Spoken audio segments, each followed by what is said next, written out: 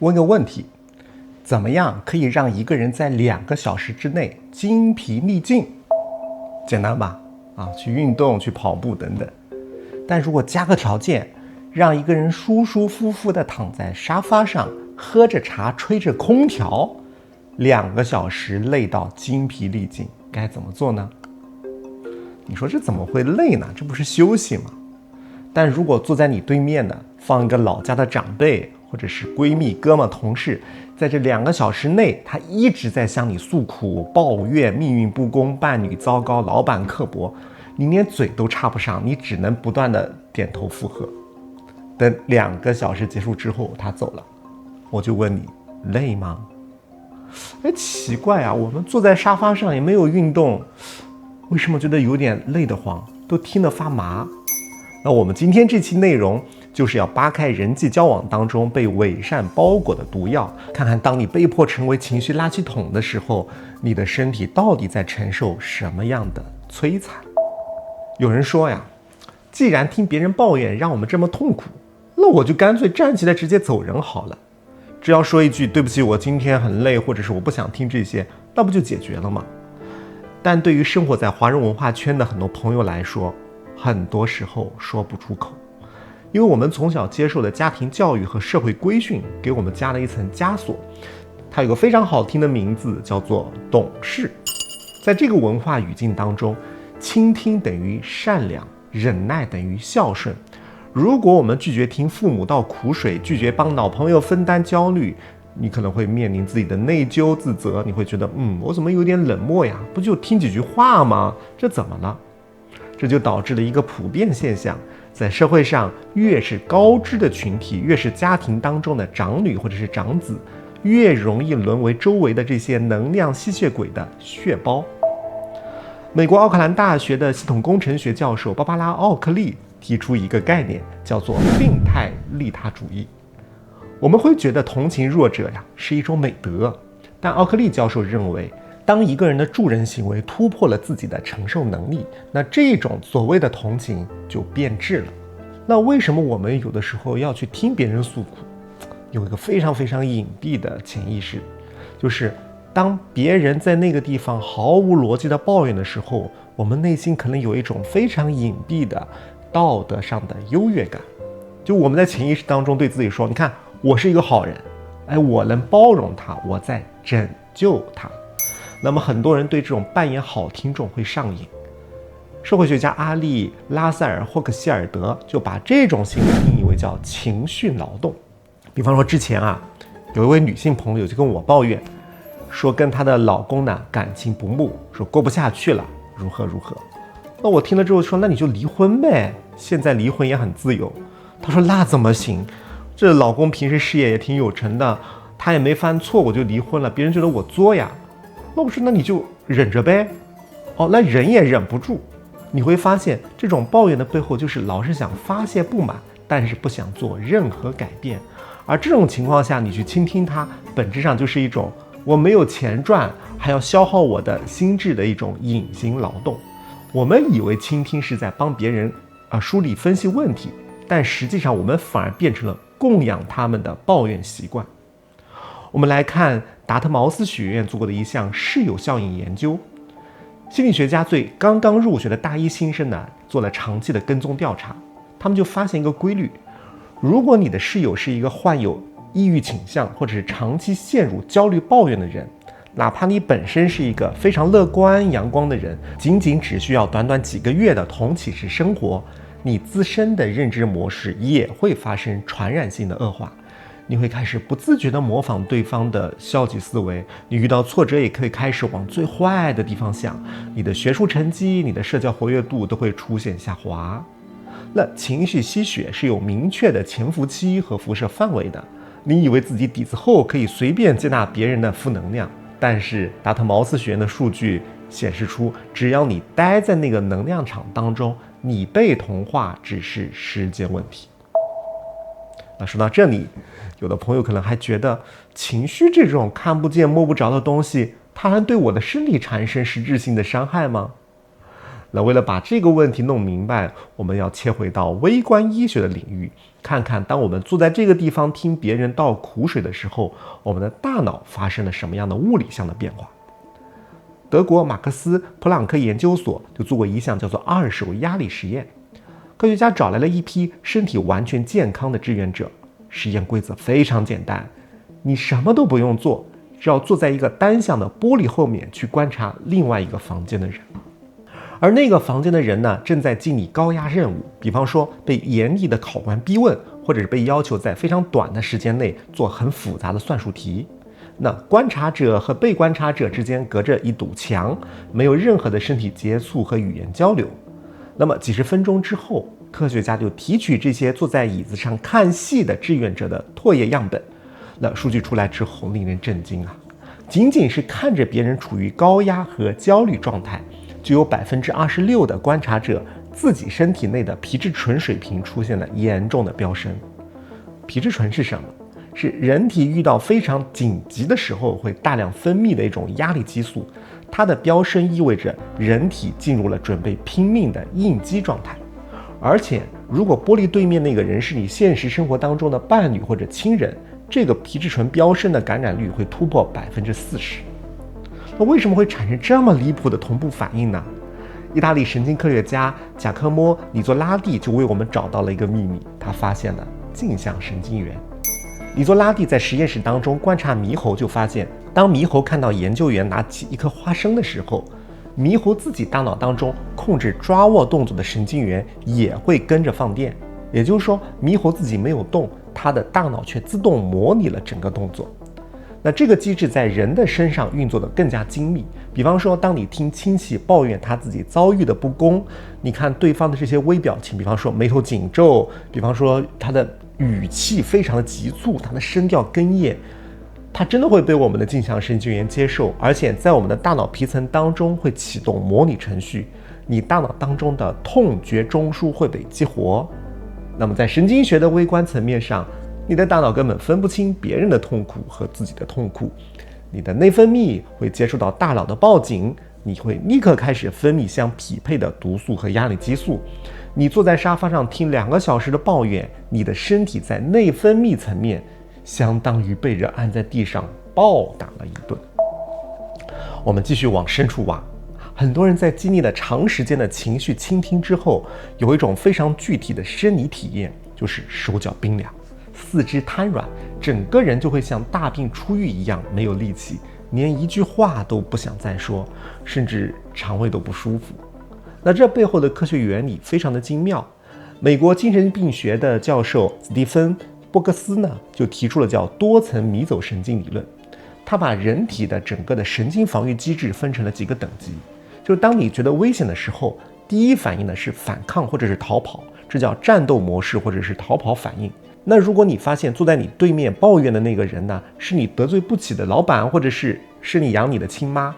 那你的大脑经过评估就会得出，我既不能骂他，我也不能摔门离开，那这就是一个慢性威胁。这个时候呢，你的神经系统会直接越过反抗阶段，拉下人体底层的假死开关，医学上称之为背侧迷走神经复合体，来接管你的身体。它像一只野兔在空旷的草地上遇到了老鹰，跑是跑不掉了，野兔呢就会瞬间浑身僵硬，心率骤降，进入一种假死的状态来躲过一劫。就当你被逼着当情绪垃圾桶的时候，你的身体的就像这只野兔的反应，血液会从四肢迅速抽离回到你的内脏当中来保命。这时候你会觉得手脚发凉，你的前额叶皮层，就是负责理性思考和语言组织的部分，会因为能量供应不足而直接下线。这就是为什么你听完抱怨之后，你大脑一片空白，你也不知道说什么。这个在心理学上还有个专门的名词，叫做杏仁核劫持，就是你被对方的情绪接管了系统。至于很多人听完抱怨之后出现胃痛和腹泻，那医学界早就给出了答案，叫做脑肠轴反应。我们的肠道被称为人类的第二大脑，它和情绪中枢之间有一条高速链接，就是当你吸收了过量的负面情绪毒素，它会顺着你的迷走神经直接影响到胃肠道。所以我们以为只是付出了2个小时的耐心听一听，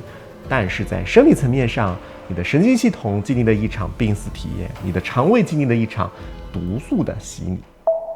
那如果我们把视角再拿高一点，用生物学和系统论来看待这件事情，你会发现毫无底线的倾听实际上是在违背我们生命存活的基本规律。我们每个人啊，无论是肉体还是精神，本质上是一个高度复杂的生命系统。任何一个健康的生命系统，小到一个单细胞生物，大到我们人体的几百亿个细胞，我们能够存活下去的前提条件是有边界。那对于细胞来说，这个边界就是细胞膜。细胞膜只允许生命系统运转所需的营养物质、氧气和水分进入，同时会把外界环境当中的毒素、废料和有害细菌挡在外面。那如果一个细胞为了展现它的包容，主动撤掉了这层半透膜，随便什么物质都能进，那这个细胞就会快速的崩塌。我们的心理能量系统和细胞的运作逻辑实际上是一样的。科学界近几年在表观遗传学领域呢，有一个重要发现，叫做 DNA 的甲基化。过去啊，我们常常以为遗传基因是天生的，生下来什么样，这辈子就是什么样。而表观遗传学就推翻了这个观念，基因序列确实不会变化，但基因的表达是受到环境控制的。倒给你的那些有毒的这些情绪环境，会通过表观遗传的压力机制，悄悄关闭你体内的一些原本负责免疫力、负责抗衰老的健康基因的开关。2009年，诺贝尔生理学奖得主伊丽莎白·布莱克本专门做过一项关于长期吸收负面情绪与寿命关系的对照实验。他的团队又提取了染色体末端的端粒数据。布莱克本追踪了一批长期处于高压情绪照顾状态下的人，比方说常年要面对情绪失控、抱怨不断的病患家属。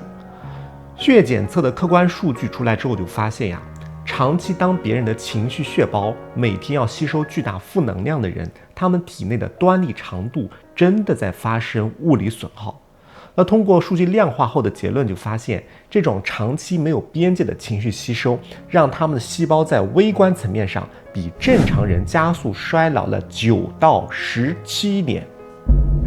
科学告诉我们，当情绪垃圾桶是真的在折寿，填补别人的情绪黑洞。那既然情绪垃圾如此有害，我们应该如何应对呢？我们不妨看看几千年前的古代中国人是怎么对付情绪吸血鬼的。中国历史上有个非常著名的典故，记录在皇甫谧的《高士传》当中，叫许由洗耳。上古时期啊，有一位非常有学问的高士，叫做许由。当时的首领尧呢，觉得许由太有才华了，想把天下的统治权让给他。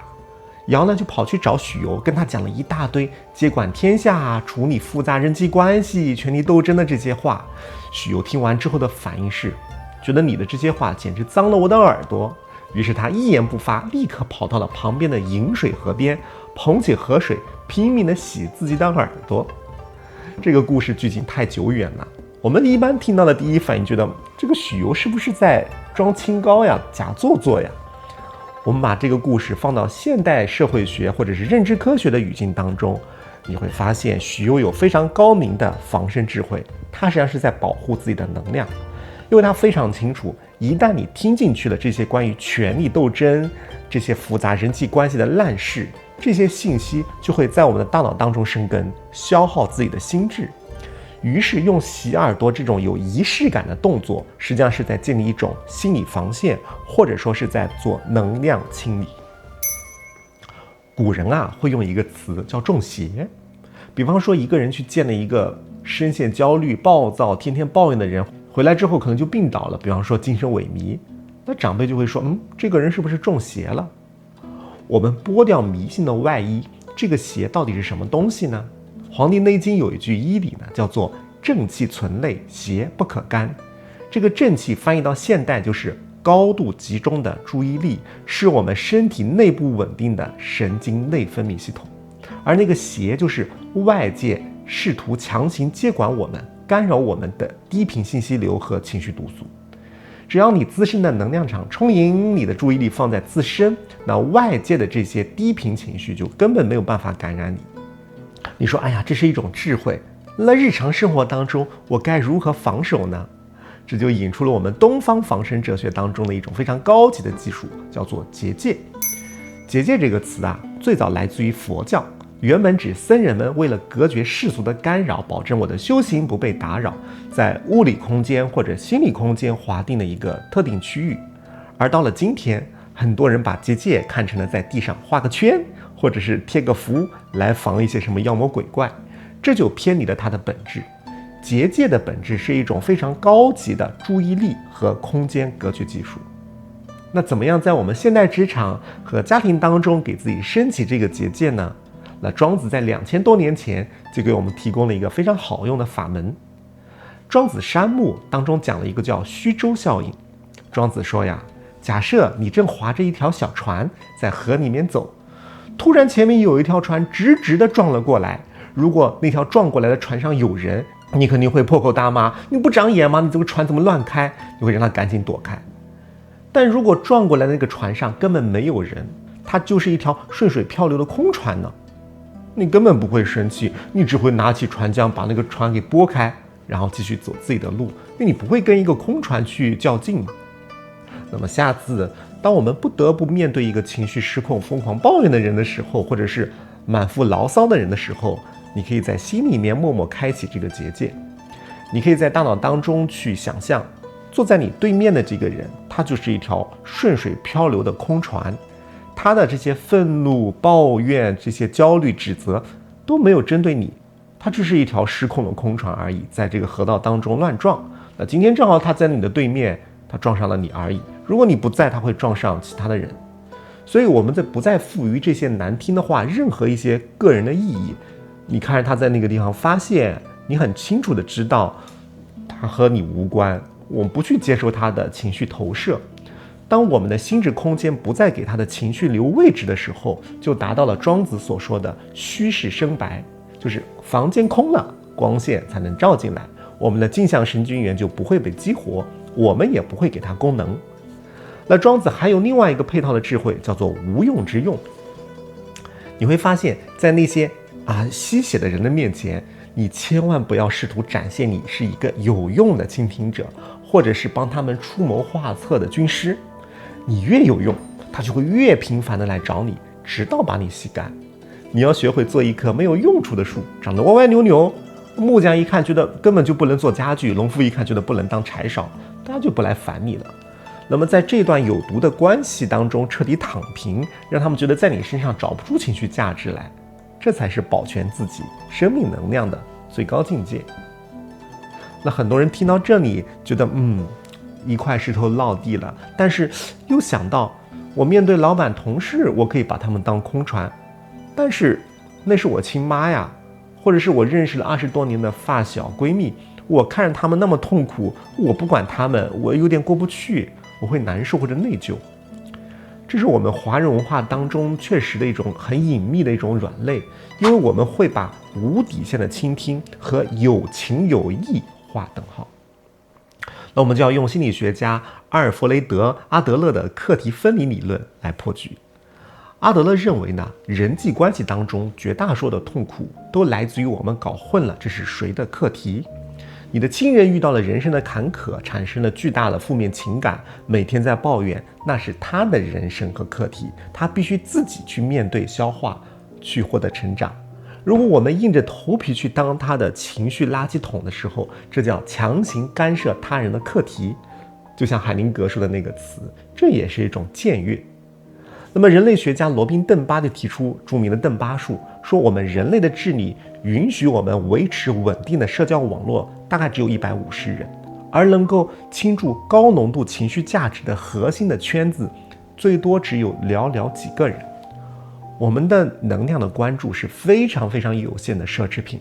当你在白天把耐心、倾听和同情都免费提供给了那个只会吸血、从不打算改变的人，那么当你下班回到家，面对伴侣，面对满心欢喜扑过来的孩子，你已经挤不出了一丝一毫的笑容了，你会嫌他们烦。所以我们会把宽容给了那些不值得的人，但是把暴躁留给了最爱自己的人。这就是把边界敞开带来的悲剧。我第一次坐飞机的时候，有个非常印象深刻的环节，在起飞之前呢，空乘人员会做安全广播，介绍说，如果遇到紧急情况，我们的机舱失压，氧气面罩会掉下来，那么一定要先给自己戴好氧气面罩，然后再去帮助孩子和老人。我第一次听到真的是如雷贯耳，觉得它好简单，都好有智慧。因为如果自己都不把自己的照顾好，我哪来的余力去帮助别人？而学会课题分离，允许成年人自己去承担他们自己的情绪，我不越俎代庖去帮他们去消化这些情绪垃圾，是对他们生命的一种尊重。而保全我们自己的健康和能量，照顾好自己的小家庭，做好自己的本职工作，这是一种非常高级的不带道德绑架的慈悲。而只有能量溢出的分享，才是真正的利他，而绝不是匮乏者的相互倒垃圾。那回到现实生活当中，我相信很多朋友还是会面临一个躲不开的困境，就是你坐在你对面的人可能是给你发工资的老板，或者是跟你生活在一起的父母，喋喋不休，我们没有办法直接跟他们说，你闭嘴吧，我不想听。那遇到这种情况，很多朋友首先会困惑，我到底怎么去区分对方是正常的求助还是在吸血呢？那伯恩斯坦在临床上给了一个非常可靠而且可量化的判断标准，叫做3分钟绝对测试法。怎么做呢？当一个人拉着你诉苦的时候，你在心里面默默掐表，如果他在最初的3分钟内说的内容全是关于自己的痛苦委屈，他遇到的人有多坏，而没有向你提出哪怕一个真诚的疑问，比方说你觉得我该怎么办，或者是你最近过得好吗？那么只要超过3分钟的这种感慨式发言，伯恩斯坦在临床上就直接将其定性为情绪吸血行为。因为真正寻求建议的正常人，大脑的逻辑开启就一定会产生交互，而单向输出超过3分钟的人，他的理智脑已经关闭，他完全的把你当成了垃圾桶。伯恩斯坦在多年的精神分析档案当中，将这类能量吸血鬼就分成了3种非常典型的临床变种。第一种呢，是日常生活当中非常常见的，叫做悲剧女王型。这样的人呢，他的典型特征是同一个家庭琐事，比方说婆媳矛盾，或者是同事穿小鞋，他可以在你面前翻来覆去讲上1年、2年、3年、4年。就他向你倾诉，根本就不是为了寻求解决问题的方案，唯一的目的是吸食你给出的强烈的情绪反应。要么你跟我同仇敌忾，大骂对方，要么你表现出强烈的同情，他就吃饱了。第二种呢，叫做自恋型吸血鬼。这种类型呢，在职场或者平辈社交当中是非常多的。这样的临床特征呢，叫截胡你的情绪。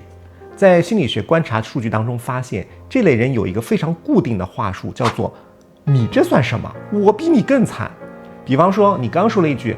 我今天加班加的头疼，他立刻就要接话，我昨天晚上加班熬到现在心脏都不舒服。他们会用贬低你痛苦的方式来抢夺谈话当中的中心。你跟他聊完，你不仅没有得到任何安慰，反而会产生一种我的感受毫不重要的自我怀疑。第三种叫做偏执控制型吸血鬼，这个在权威的东亚老板或者强势老板身上非常的常见。他的吸血方式是高密度的挑刺。根据临床画像，这样的人有非常顽固的受害者的滤镜，觉得周围所有的人都在针对他、算计他。如果你尝试用客观事实去反驳他，或者给他提供解决路径，他会立刻暴露，把攻击目标转向你。他们会通过不断的否定你、挑剔你，来确定他对这段关系的绝对控制权。怎么办？对付这3类人，心理学界有一个专门的实操技巧，叫做灰石头法则。这个法则的操作逻辑和庄子说的做一个无用的树本质是一样的，就是当对方向我们倾倒情绪垃圾的时候，我们把自己变成一块马路边最不起眼、最没有情绪价值的灰色石头。具体呢分2步。第一步呢，首先把面部表情收起来，对方越是情绪激动，我越是要表示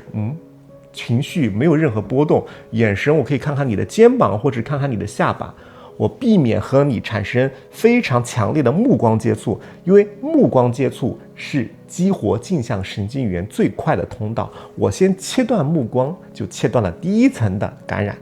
那第二步呢，就只提供最干瘪的单音节回复，就对方无论说一大堆，你只需要过几秒回复就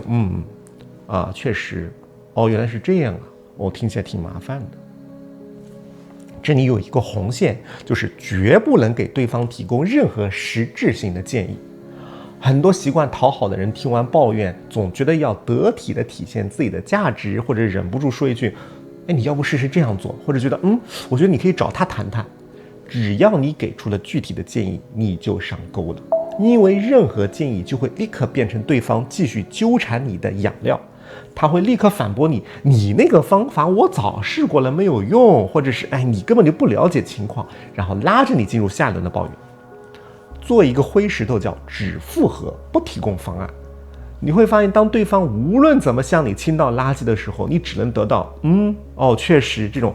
没有任何营养的反馈，他就会觉得索然无味。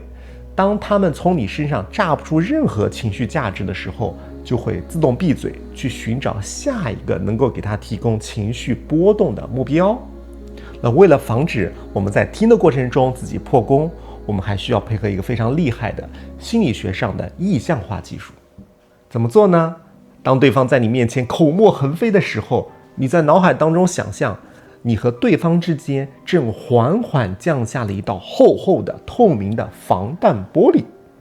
你可以清楚地看到对方的嘴唇在动，你可以听到微弱的声音，那些带着怨气、愤怒、指责的话题像子弹一样向你要打过来，但是都打在那个防弹玻璃上面，完全撼动不了它，最后掉落在地。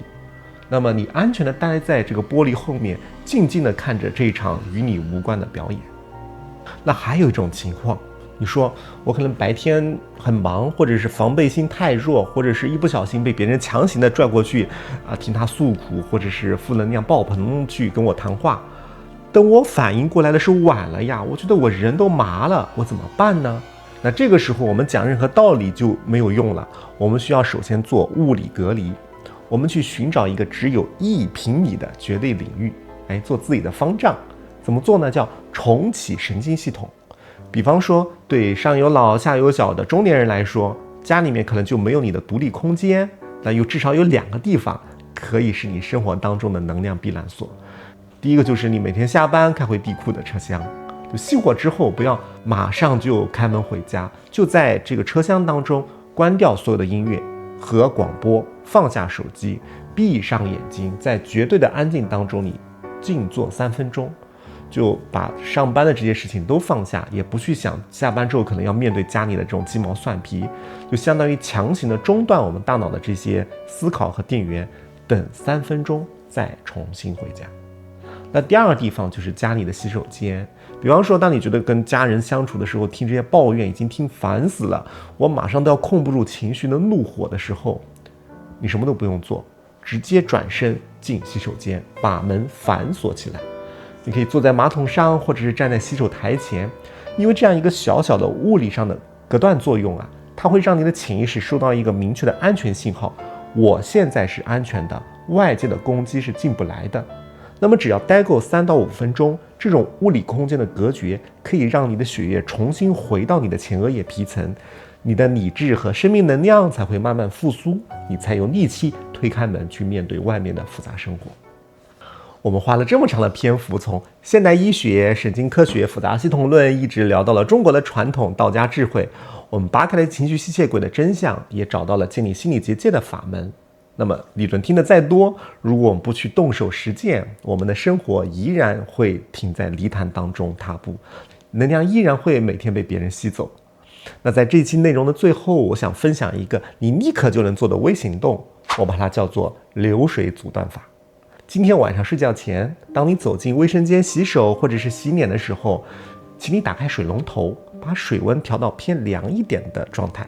把你的双手就放在冷水下冲洗，或者捧起冷水拍打一下面部。在这个过程当中，要把你的全部的注意力要放到水流流过划过你皮肤上那种冰凉的触感上，感受水的温度，感受水流冲击到手背上的这种感觉。你觉得这个有什么用吗？但这背后有非常严谨的生理学机制在支撑。在医学上，这叫哺乳动物潜水反射。当冷水接触到我们的面部和手部的三叉神经的时候，它会强制的激活我们的副交感神经系统，让我们的心率下降，强行的把我们从一天当中的焦虑、烦躁和高压状态下拽出来。在这30秒的冷水冲洗当中，你可以在心里清晰的对自己默念一句话：我把今天所有沾染到的不属于我的垃圾情绪全部的交给流水。你看着这些流水顺着你的指尖流到了下水道，消失在了深处。你要在潜意识里明确的确认，别人的课题、别人的抱怨、别人的试图加给你的业力，已经随着这些流水彻底的离开了你的能量场。你是一个完整的、边界清晰的、充满正气的人。很多人害怕建立边界，是因为害怕失去爱，害怕别人觉得自己不好相处。而当我们敢于建立结界，敢于拒绝成为情绪垃圾桶的时候，我们恰恰是在保护自己去爱的能力。一个连自己的健康都保不住，被别人吸干能量的人，是没有资格去拯救别人的，也给不出真正有质量的陪伴。先把自己照亮，保全我们自己的正气，才有余力去温暖你真正爱的人。这里是牧羊鸡谈，以理性破解命运，用灵性抵达自在。我们下期再见。